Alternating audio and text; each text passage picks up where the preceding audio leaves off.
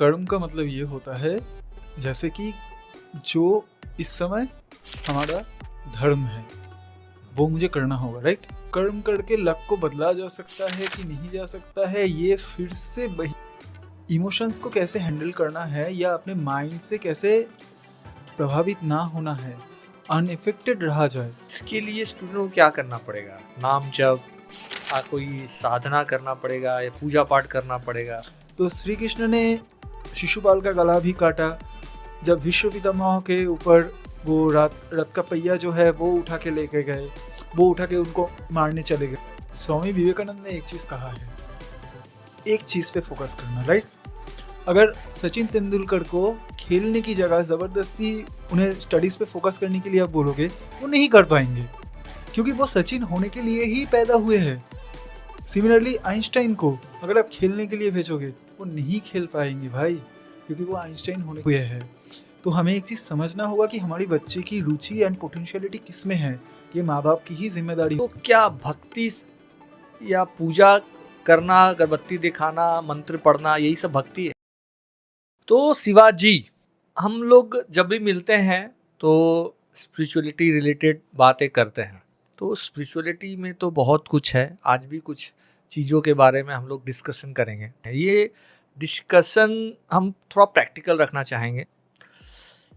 जो भी यंगस्टर, जो भी स्टूडेंट, जो भी पेरेंट्स, चाहे जो भी लोग हमारे पॉडकास्ट को देखें, उनको थोड़ा तो नॉलेज मिले, प्लस बोरिंग ना फील हो, इसकी हम लोग चेष्टा करें। तो कुछ टॉपिक्स हैं जो आज हम डिस्कस करेंगे।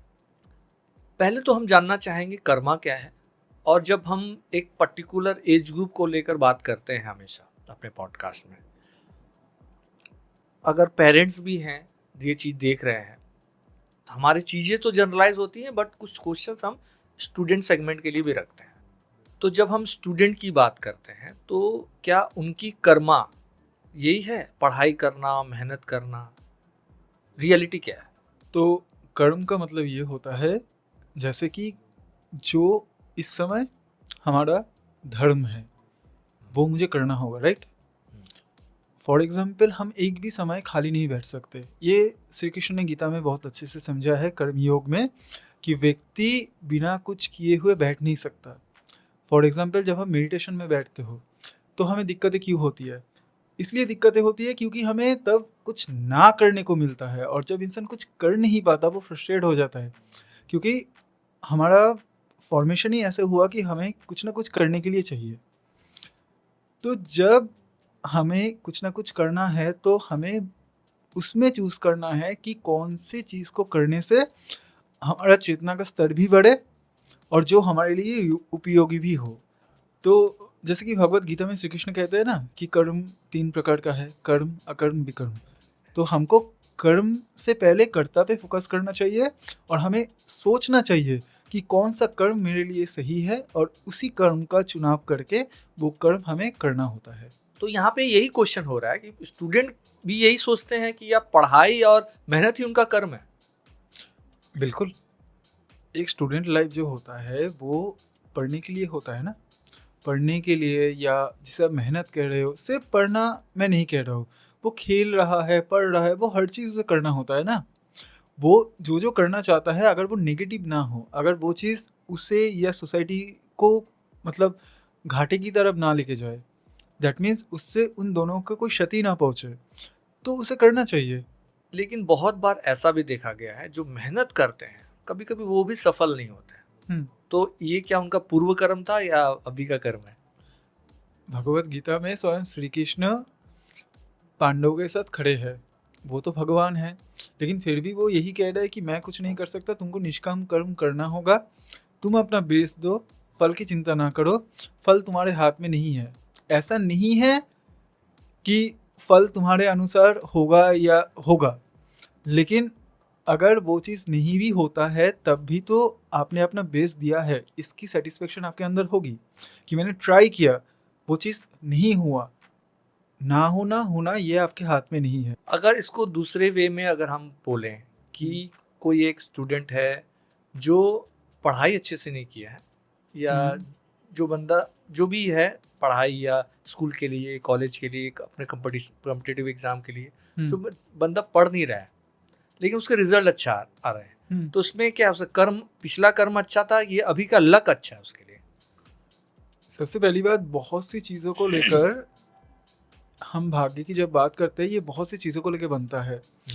एक कॉन्सेप्ट चला आया है कि भाग्य ऐसा है वैसा है, जैसे कि बहुत से ऐसे लोग हैं जो बहुत ज़्यादा सक्सेसफुल है बट वो उसने उस लेवल पे मेहनत नहीं किया। तब हमारा क्वेश्चन ये होता है, लेकिन इसका ईमानदारी से अगर आंसर दिया जाए ना, तो कोई भी नहीं जानता। हम नहीं जानते, हम एक कॉन्सेप्ट पे बिलीव कर सकते हैं, या तो उसका पास्ट कर्म बहुत अच्छा हुआ हो या उसके ऊपर कोई कृपा हो, है ना।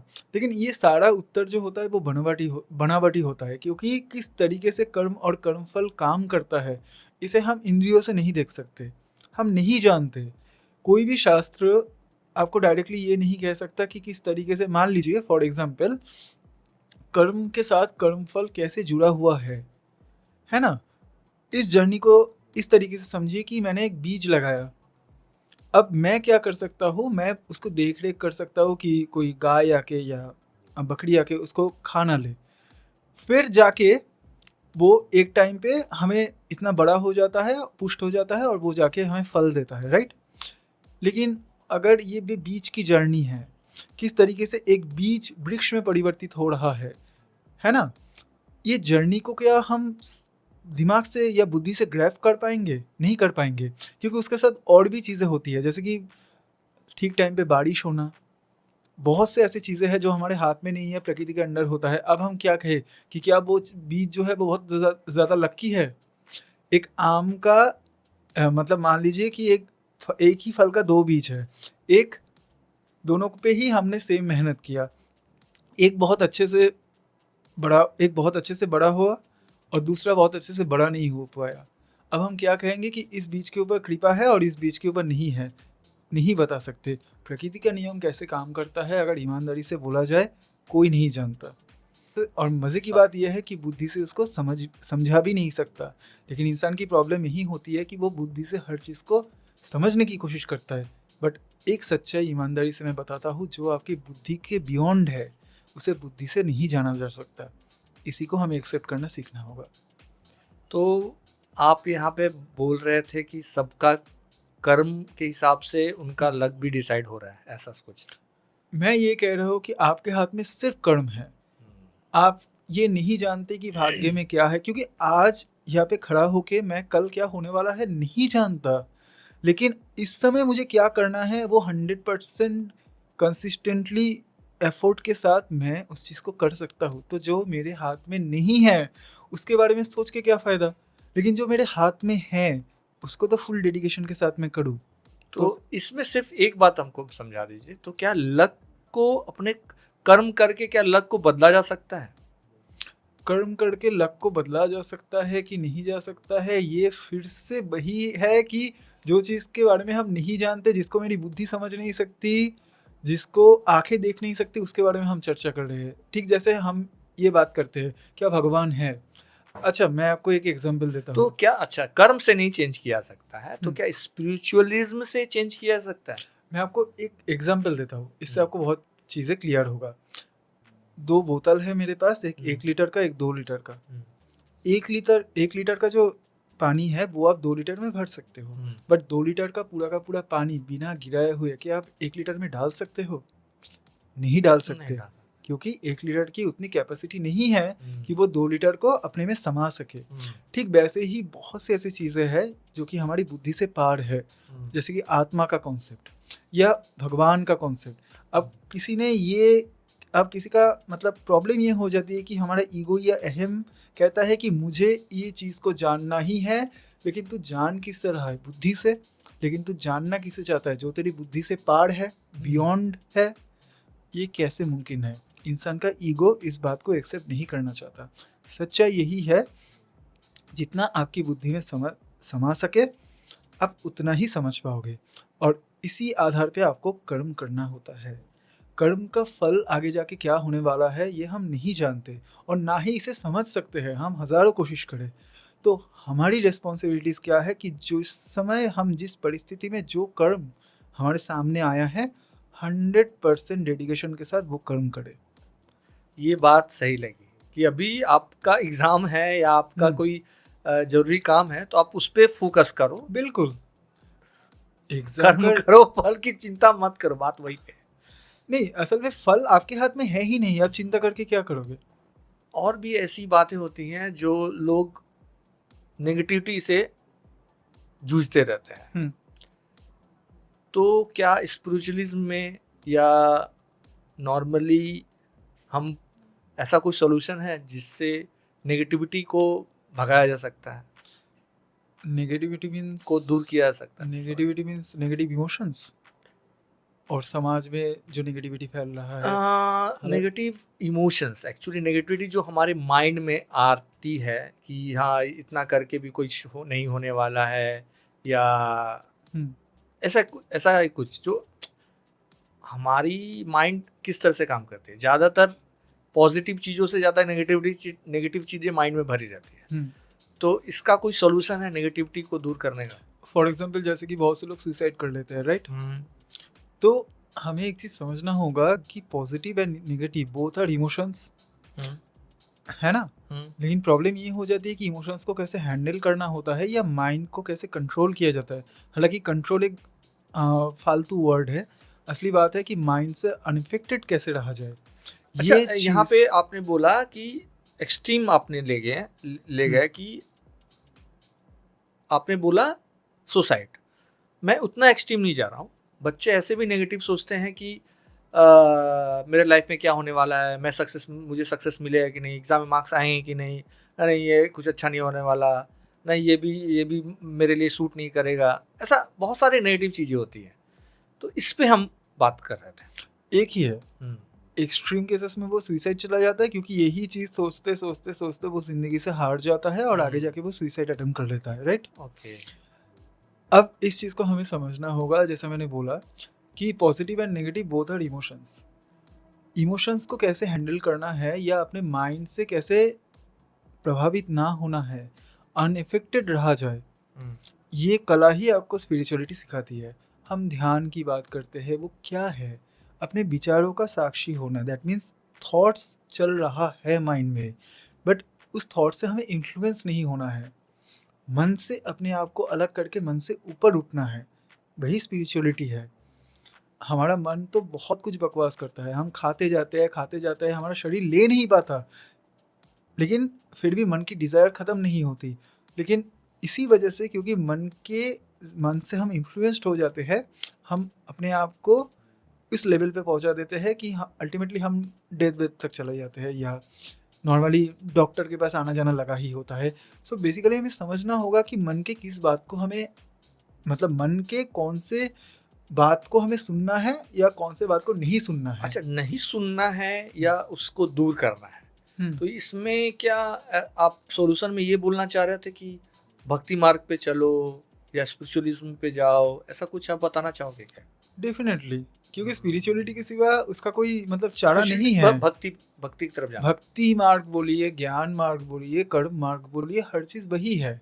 फॉर एग्जाम्पल, आप जो कह रहे हो एक्सट्रीम नेगेटिविटी, ये नेगेटिविटी से दूर होने के लिए सबसे पहले आपको समझना होगा कि मैं मन नहीं हूँ, I am not mind. Basically हम जब कहते हैं कि ये नेगेटिव इमोशन आ रहा है तो हमें लगता है कि हमें आ रहा है। प्रॉब्लम वहाँ पे हो रही है कि ये मैं का तादात्म्य या मैं को हम उस माइंड के साथ जोड़ते हैं, और जिसको भी हम मैं के साथ जोड़ते हैं उसके साथ हमारा एक्शन शुरू हो जाता है। कोई सुसाइड क्यों कर रहा है? उसे लग रहा है कि वो ज़िंदगी से हार चुका है, लेकिन ये सिर्फ एक विचार है जो एज अ मतलब गेस्ट की तरह आपके दिमाग में आया है। जब ये चीज़ आप देख पाते हो कि ये सिर्फ एक विचार है, जैसे पॉजिटिव आता है वैसे ही नेगेटिव आ रहा है, तो उसके साथ एक दूरियां बनने लगती है, वही ध्यान है। यानी कि अपने मन को और अपने विचारों को साक्षी भाव से देखना और उससे अनइफेक्टेड रहना, यही ध्यान है, और यही सेल्फ रियलाइजेशन का मतलब रास्ता है, या सेल्फ रियलाइजेशन का उद्देश्य है। इसके लिए स्टूडेंट को क्या करना पड़ेगा? नाम जप, कोई साधना करना पड़ेगा या पूजा पाठ करना पड़ेगा? ऐसा क्या करने से ये मतलब ये होगा? देखिए, जो भी चीज़ को आप पाना चाहते हो, कहा जाता है कि उसकी जर्नी सोचने से शुरुआत होती है। संगति बहुत ज़्यादा इफ़ेक्ट करता है। तो जो भी चीज़ आप बनना चाहते हो ना, वैसे लोगों की संगति शुरू करो और उन्हीं चीज़ों को देखो। आपके आज के ज़माने में, इंटरनेट के समय, यूट्यूब में बहुत से वीडियोस अवेलेबल होते हैं, बहुत से सत्संग के वीडियोस अवेलेबल होते हैं। सबसे पहले तो उन लोगों को देखो, सुनो, फिर आहिस्ता-आहिस्ता शुरू करो। क्योंकि पहले आप अगर शुरू कर दोगे तो ऐसा होगा, एक टाइम पे आपको कोई गाइडेंस नहीं मिलेगा और आप बीच में ही छोड़ दोगे। सबसे पहले ऐसे संत के साथ जुड़ो, उनको एटलीस्ट फिजिकली ना जा पाओ, उनको सुनो, क्योंकि जो लाइफ में चेंजेस आने वाले होंगे ना पॉजिटिवली, वो उन्हीं के थ्रू आएंगे। मतलब वही ईश्वर को रिप्रेजेंट करते हैं धरती में। ये चीज़ मैं बहुत फील करता हूँ। फॉर एग्जाम्पल प्रेमानंद महाराज, जिनको आज के ज़माने में बहुत लोग सुन रहे हैं, राइट? तो वो क्या है, मैं भी डेफिनेटली, तो वो क्या कर रहे हैं, वो उसी चेतना को उठाने की कोशिश कर रहे हैं, चेतना को जगाने, मतलब जो इंसान की सोई हुई चेतना है उसे उठाने की कोशिश कर रहे हैं। तो सबसे पहले तो ऐसे लोगों की संगति करनी चाहिए, ऐसे लोगों के पास जाना चाहिए, चाहे फिजिकली, मतलब इंटरनेट के थ्रू, वर्चुअली। तो जैसे ही संगति होगी, आहिस्ता आहिस्ता गाइडेंस मिलेगा, वैसे ही ये सारी चीज़ें शुरू होगी। चाहे वो नाम जप हो, ध्यान हो, तो वो तो बात की बात है, पहले आप सुनने से स्टार्ट करो, ये मेरा सजेशन है। तो आप ये बोल रहे हो, ये सब शुद्धीज़्म पे जाएंगे और अपना कर्म करेंगे, तो क्या सक्सेस तभी मिलेगी? डेफिनेटली। आपको अगर सही तरीका नहीं मालूम होगा कि किस तरीके से कौन सी चीज़ करना है, तो फिर आप सक्सेस कैसे पाओगे? तो बहुत से लोग बहुत मेहनत करते हैं, बहुत से लोग बहुत ज़्यादा मेहनत करते हैं, बट अगर रॉन्ग डायरेक्शन में कर रहा हो तो फिर उसको सक्सेस कैसे मिलेगा? तो सबसे पहले तो हम शिव और शक्ति की बात करते हैं। एनर्जी हमें भरपूर चाहिए, लेकिन शिव यानी कि दिशा भी चाहिए। सही दिशा में अगर एनर्जी को हम कंसिस्टेंसी के साथ लगाए, तो जाके हमें सक्सेस मिलेगा। बहुत सारे पेरेंट्स का भी इशू होता है कि उनके जो बच्चे हैं, या पेरेंट्स का खुद का भी इशू होता है, एंगर इशू।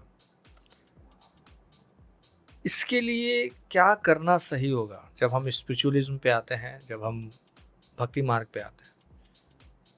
तो क्या करना सही होगा, कुछ इस पे बताओ। सबसे पहले, एंगर बुरा चीज़ नहीं होता। हम श्री कृष्ण को देखते हैं ना, राइट? श्री कृष्ण हमेशा मुस्कुराते हैं, वो स्थित प्रज्ञा की बात करते हैं कि जो अपने लाइफ में जितना इमोशनली और फिजिकली समता में रहता है वही योगी है। उन्होंने कहा भगवत गीता में कि समता ही योग है।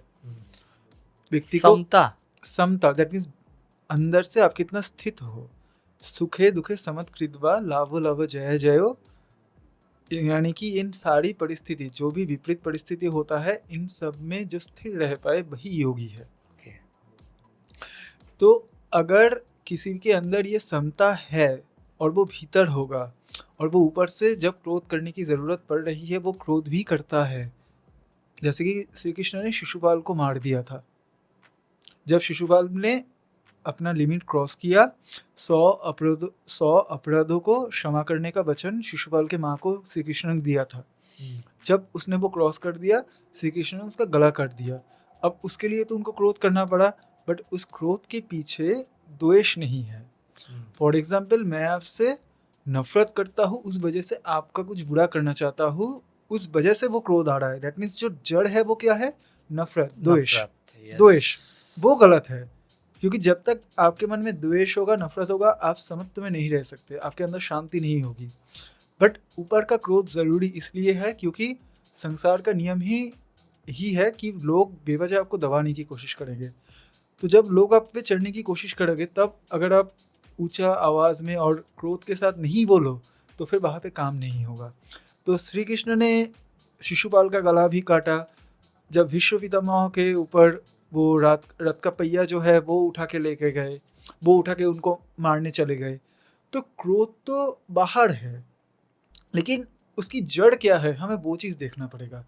उसकी जड़ द्वेष या हेट्रेड नहीं होना चाहिए, लेकिन बाहर का इमोशंस का आपको सीधी बात है, इमोशंस सबको ना चलाए, आप इमोशंस को चलाओ। तो आपने इसका सॉल्यूशन भी दे दिया। एक इम्पॉर्टेंट बात थी जो हमेशा मेरे माइंड में आता है, और हम जब अपने स्कूल टाइम में या अपने स्टडी टाइम में, करियर समय में थे तो होता है, वो है डिस्ट्रैक्शन। कभी कभी ये डिस्ट्रैक्शन अपनी चाहने वाली चीज़ों के लिए होता है, कभी कभी एक एज होता है जब प्यार और अटैचमेंट होने लगता है। इससे कैसे बचा जाए या इससे कैसे डील किया जाए, इसके बारे में क्या कहोगे आप? सबसे पहले destruction is a part of life, है ना। हमें इस संसार में यही करना होता है कि डिस्ट्रैक्ट ना होके कैसे अपने गोल तक पहुंचे। सो प्रकृति के अंदर डिस्ट्रक्शन है ही ऑलरेडी। इस चीज़ को सबसे पहले हमें स्वीकारना होगा। बड़े बड़े मुनि भी जब तपस्या करते हैं तो डिस्ट्रैक्ट करने के लिए हम देखते हैं ना कि अप्सराओं को भेजा जाता है। बुद्ध को भी जो निर्वाण प्राप्त हुआ तो कहा जाता है कि मार आ जाता है, शैतान का जो देवता है वो आ जाता है। दैट मीन्स वो कहाँ से आता है, वो हमारे भीतर से आते हैं। काम, क्रोध, लोभ, मोह, ये सारी चीज़ें होती है, यही चीज़ें डिस्ट्रैक्ट करती है। तो अगर नॉर्मली हम बात करें तो अपने गोल्स के प्रति अगर कोई ट्रूली डेडिकेटेड हो पाए, उसे पता है, ये क्लैरिटी हो कि मुझे ये चीज़ जाके अचीव करना है और वही चीज़ बार बार उसके दिमाग में चले। फॉर एग्जाम्पल, आपके पास, आपके अंदर एक बर्निंग डिज़ायर है कि मुझे IAS क्रैक करना है। आप के अंदर इतना डिज़ायर है कि आप हर दम उठते बैठते IAS सोच रहे हो, तो कुछ भी आपके अंदर डिस्ट्रैक्शन आ जाए आप उसको ओवरकम करके चले जाओगे। दैट मीन्स बर्निंग डिज़ायर कभी कभी बहुत अच्छा होता है। बट अगर वो बर्निंग डिज़ायर ना हो उस समय क्या करें? क्योंकि बहुत से ऐसे केसेस होते हैं जब हमारा माइंड में क्लैरिटी नहीं होती, एक द्वंद्व में होता है, ये चाहिए भी लेकिन चलो ठीक है अभी थोड़ा सा ये कर लेते हैं। प्रॉब्लम वहाँ पे हो जाती है। दैट मीन्स कन्फ्लिक्टेड जो माइंड होता है, सारे अनसक्सेस की जड़ वही होता है। सबसे पहले तो आपको क्लैरिटी लाना होगा कि क्या आपको चाहिए और किस लिए चाहिए। ये हुआ ही अगर क्लियर आपका हो जाए कि इसलिए ये चाहिए, फिर उसके रिलेटेड आप जब कंटिन्यूअसली सोचोगे तो आपको डिस्ट्रैक्शन को अलग से मतलब ये नहीं करना होगा। डिस्ट्रैक्शन से आपको बचने की कोशिश नहीं करनी होगी, वही बर्निंग डिज़ायर आपको आगे लेके जाएगा। मतलब जस्ट कंटिन्यूअसली अपने गोल के बारे में सोचिए, तो वही चीज़, ये जो डिज़ायर है ये अच्छा भी होता है, क्योंकि वही चीज़ होता है जो आपको अपने गोल तक पहुंचाता है। अभी आपने डिस्ट्रैक्शन के साथ डिज़ायर को जोड़ा, तो डिज़ायर ही क्या जड़ है इस डिस्ट्रैक्शन का या सक्सेस होने का पहला स्टेप है? स्वामी विवेकानंद ने एक चीज़ कहा है, एक चीज़ पे फोकस करना, राइट। एक ही चीज़ को आप चाहो, उसी के बारे में सोचो। मतलब पहले इच्छा से ही शुरू होता है। डिज़ायर जो होता है वो बीज होता है, उसके बारे में एक ही चीज़ पे अगर हमारी डिज़ायर रही, पूरी तरीके से डिज़ायर को छोड़ना पॉसिबल नहीं है। बट जो बिखरा बिखरा डिज़ायर होता है उसको समेट के एक स्ट्रॉन्ग डिज़ायर जो कि पॉजिटिव भी हो, आपके लिए अच्छा भी हो, पॉजिटिव भी हो, इसके ऊपर पूरा फोकस कर दो।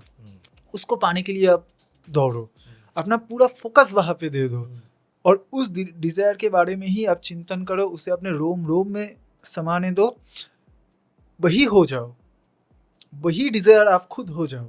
ऐसा एक समय आएगा कि वो डिज़ायर और मैं, इन दोनों में कोई डिफरेंस नहीं होगा, वही मैं हो चुका होगा। फिर वही डिज़ायर आपको सक्सेस तक लेके जाएगा। लेकिन बात यही है, एक पे आपको फोकस करना होगा, एक गोल। लेकिन जिसने 2-3 प्लान बी ये सारी चीज़ों को बना रखा है वो एक तक नहीं पहुंच सकता। डिज़ायर को छोड़ना सबके लिए मुमकिन नहीं होता, बट एक स्ट्रॉन्ग डिज़ायर अगर आप बना लोगे तो बाकी डिज़ायरों को अपने से ही वो, मतलब बाकी डिज़ायर अपने आप ही छूट जाएगा उस एक डिज़ायर के लिए। अभी आपने पॉजिटिव डिज़ायर की बात की और सिंगल गोल पे फोकस करने की बात की। कभी कभी ऐसा होता है डिज़ायर लोगों को डिस्ट्रैक्ट करता है, तो अगर हम जब स्पिरिचुअलिटी में रहते हैं तो इन डिज़ायर को हम नेगेटिव वे में लेकर, जो हमें डिस्ट्रैक्ट करती है उसको हम नेगेटिव में ले लें, तो क्या स्पिरिचुअलिटी के थ्रू हम उसको त्याग सकते हैं, उसको छोड़ सकते हैं? स्पिरिचुअलिटी के थ्रू ही आप त्याग सकते हो, दूसरा कोई रास्ता नहीं है। स्पिरिचुअलिटी क्या है, सबसे पहले हमें समझना होगा। स्पिरिचुअलिटी है समझ, मुझे इस संसार में मैं हूँ, क्यों हूँ, कैसे आया, कोई भी चीज़ मुझे नहीं पता, तो हर चीज़ की खोज करना है ना। स्पिरिचुअलिटी मीन्स नॉट ओनली कि मैं सब कुछ छोड़ छाड़ के चला जाता हूँ, नो।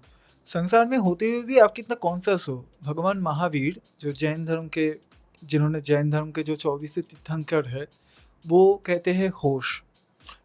बुद्ध कहते हैं विपश्यना, यानी कि उस आँख से देखना जिससे सच्चाई सच्चाई की तरह दिखे। हम लोग अपने हिसाब से चीज़ों को देखते हैं, सच्चाई को एज इट इज़ हम स्वीकारते नहीं।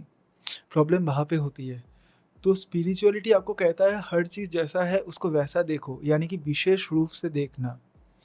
होश, मुझे पता होना चाहिए कि इस समय ये हो रहा है, इस समय मेरे मन में ये विचार आ रहा है, तो ना वो विचार से इफेक्ट होना मैं बंद कर सकता हूँ। आपने जैसे कहा कि क्रोध का क्या होता है, जब आप एंगर में होते हो, क्या आपको उस वक्त होश है कि मेरे मन में अभी एंगर इमोशन चल रहा है? नहीं होता है। एंगर आपको चला रहा होता है। प्रॉब्लम वहाँ पे हो रहा है। श्री कृष्ण जब क्रोध करते हैं वो सिर्फ वहाँ तक ही खत्म हो जाता है। शिशुपाल को मारते हैं, क्रोध खत्म। लेकिन हमारा उसको 2 दिन 3 दिन तक खींचना होता है, क्योंकि हम जो करते हैं वो अनकॉन्शियसली करते हैं। जो कॉन्शियसली अगर कोई चीज़ को करे या होशपूर्वक करे, वही आध्यात्म है। तो आध्यात्म से ही सारी चीज़ों से, चाहे वो नेगेटिव इमोशन आप कहो, उससे मुक्ति हो सकती है। बहुत बढ़िया।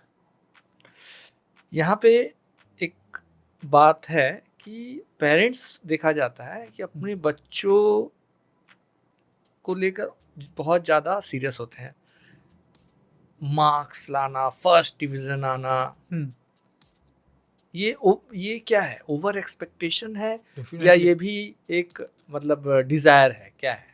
वही जो आपने बोला, ओवर एक्सपेक्टेशन एंड डिजायर बहुत एक ही है, वही है जो कि बहुत गलत है।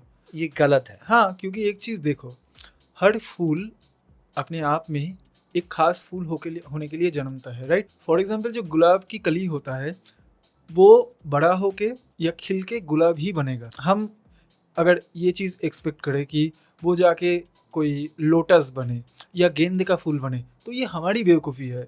ठीक वैसे ही हर इंसान में सेम पोटेंशियलिटी नहीं होता। अगर सचिन तेंदुलकर को खेलने की जगह ज़बरदस्ती उन्हें स्टडीज़ पे फोकस करने के लिए आप बोलोगे, वो नहीं कर पाएंगे, क्योंकि वो सचिन होने के लिए ही पैदा हुए हैं। सिमिलरली आइंस्टाइन को अगर आप खेलने के लिए भेजोगे, वो नहीं खेल पाएंगे भाई, क्योंकि वो आइंस्टाइन होने के लिए ही पैदा हुए हैं। तो हमें एक चीज़ समझना होगा कि हमारी बच्चे की रुचि एंड पोटेंशियलिटी किस में है, ये माँ बाप की ही जिम्मेदारी होती है। फिर उसको वैसे हम भेजें।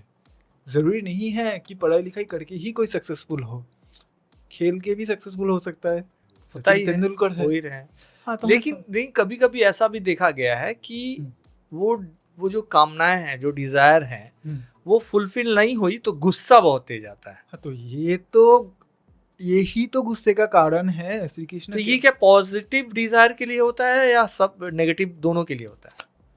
पॉजिटिव डिजायर के लिए थोड़ी ना होता है। श्री कृष्ण गीता में ये जो आपने वर्ड बोला, हुबहू इसके ऊपर श्लोक है।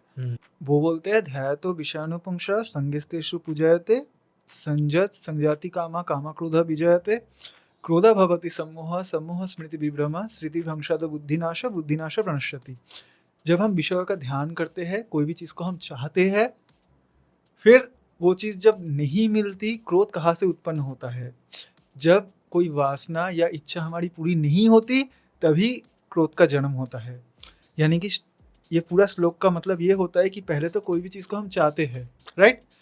उस पर ध्यान करते हैं, ज़बरदस्ती उस चीज़ को बार बार सोचने से उसके ऊपर ध्यान केंद्रित होता है।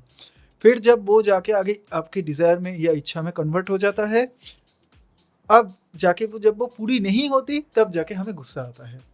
तो यहाँ पे हो रही है। तो यहाँ पे डिजायर है, जो पूरी नहीं हुई तो गुस्सा आया। डिजायर गुस्से का एक ही कारण है, तो जनरली मतलब नेगेटिव गुस्से का। हाँ, तो ये क्या इसको ही लालच या ग्रीड बोलते हैं? तो बोलते हैं ना, आप जिसको ग्रीड बोलते हो, वो देखिए, ग्रीड बोलो या इच्छा ना पूरी होना, उसकी वजह से गुस्सा आना बोलो, ये सारी चीज़ें की जड़ ईगो है। ईगो मतलब मैं चाहता हूँ मेरे हिसाब से मेरा बच्चा चले। मेरा बच्चा मेरे हिसाब से अगर चलना होता तो भगवान ने क्या उसको ये ब्रेन दिया होता अलग से? जब भगवान की बनाई हुई सृष्टि में भगवान सबको फ्री कर रहे हैं, सबको अब एक सोच के साथ वो भेज रहे हैं, तो हमें समझना होगा कि ज़बरदस्ती किसी को चलाने की चेष्टा हमें नहीं करनी चाहिए। हमारी ईगो कहता है कि हमारे हिसाब से मेरा बच्चा चलना चाहिए, मेरा पति चलना चाहिए, मेरी पत्नी चलनी चाहिए। हमारे अंदर ये समझ होना ये चाहिए, लालच है, ये Of लालच course, है। ईगो ही लालच है। दूसरे को चलाने की चेष्टा हम इसीलिए करते हैं क्योंकि हमारे ईगो के ऊपर हमारा कंट्रोल नहीं होता।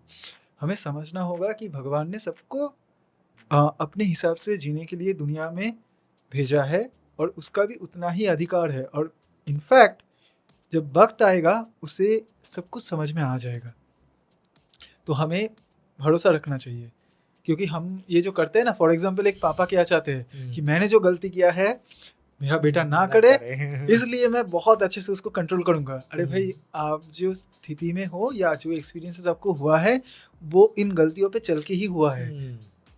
ये भी वही करेगा, आप जैसा नहीं करेगा तो दूसरा करेगा। आप 1000 कोशिश कर लो, लेकिन वो भी अपनी गलतियों से सीखेगा, क्योंकि इंसान गलतियों का पुतला होता है, गलतियों से ही वो सीखता है। बहुत बढ़िया, बहुत बढ़िया। तो इतना एक्सेप्टेंस आप में होना चाहिए। काफ़ी कुछ जानने को मिला शिवाजी, काफ़ी कुछ जानने को मिला। बहुत कुछ है जो हम लोग समझते हैं लेकिन कुछ चीज़ पे कंट्रोल नहीं कर पाते हैं।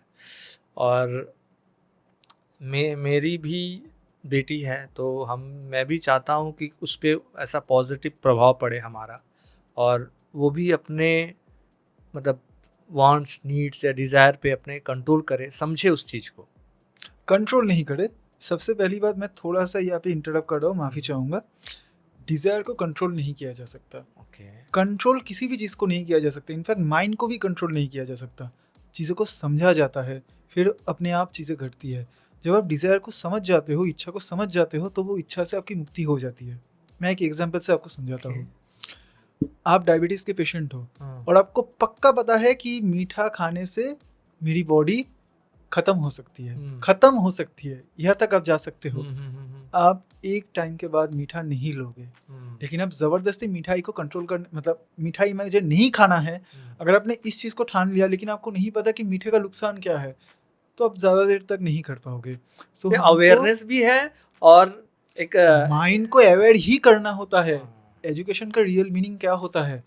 अपने माइंड को अवेयर करना और उसको डेवलप करना। हाँ, अपना एक्सट्रीम रीजन होना हो। अवेयर कब कर रहे हो? आपने बोला कि मौत भी हो सकती है मीठा खाने से, बिल्कुल। तो यहाँ तो एक्सट्रीम इफेक्ट होगा ना उसका, तो ये यहाँ तो वो डरेगा ही। तो इंसान को सबसे पहले अपने आप को, क्या हो रहा है, इंसान या तो अपने आप को सुधार लेगा या तो डर उसे सुधार लेगा, दोनों में से एक काम करेगा। तो अगर वो खुद से ना सुधरे, उसके ऊपर कंट्रोल ना आए, तो फिर प्रकृति अपने हिसाब से अरेंजमेंट कर देगी। डर सही। तो शिवाजी, बहुत कुछ जाना हमने, ठीक है, बट स्पिरिचुअलिज्म बहुत सारे लोग हैं जो हमारे ऑडियंस है, अगर समझ नहीं पाती है तो वो समझती है कि भक्ति करना, पूजा पाठ करना और अगरबत्ती दिखाना, ये सब समझती है। तो क्या भक्ति या पूजा करना, अगरबत्ती दिखाना, मंत्र पढ़ना, यही सब भक्ति है या कुछ डिफरेंट कुछ है? डेफिनेटली नहीं है। डेफिनेटली नहीं है।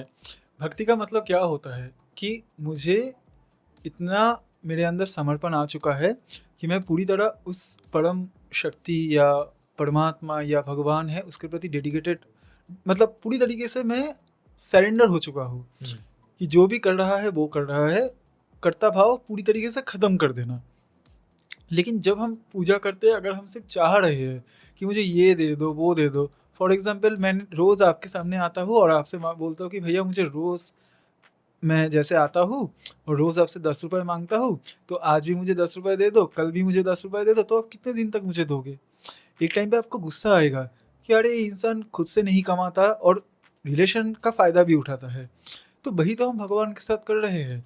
उन्होंने बिना मांगे सारी चीज़ें हमें दिया है।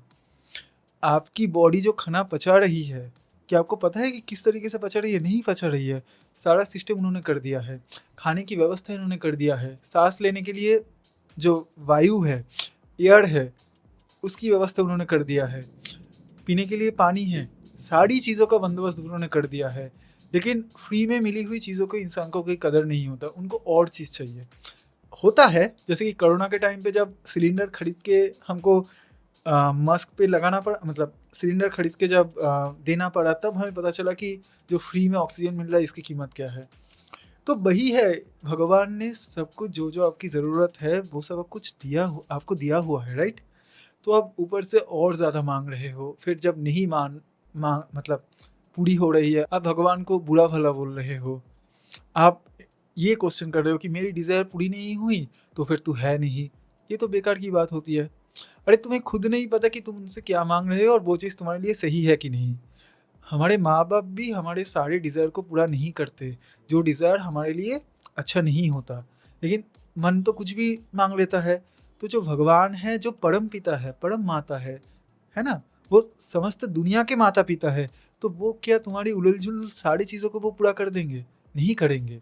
लेकिन हमारे ईगो या अहम को ये चीज़ एक्सेप्ट नहीं होता। हम चाहते हैं कि हम जो मांगें वही पूरा हो, नहीं होता। बहुत सोच के मांगना चाहिए, क्योंकि हमारी गलत मांग हमारी ही डिस्ट्रक्शन का कारण बनता है। इसलिए मांगने से पहले भी हमें जांचना चाहिए। और भगवान के साथ जो संबंध होता है ना, वो प्रेम का होता है।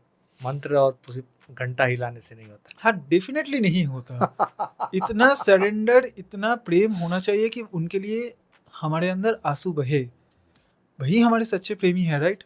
और कौन है जो बिना मांगे सब कुछ दे रहे हैं, उनके प्रति हमें प्रेम नहीं है, लेकिन हम संसार से ये चाहते हैं, वो चाहते हैं, हमको है ना प्रेम चाहिए, प्यार चाहिए, इस चक्कर में हम दौड़ रहे हैं।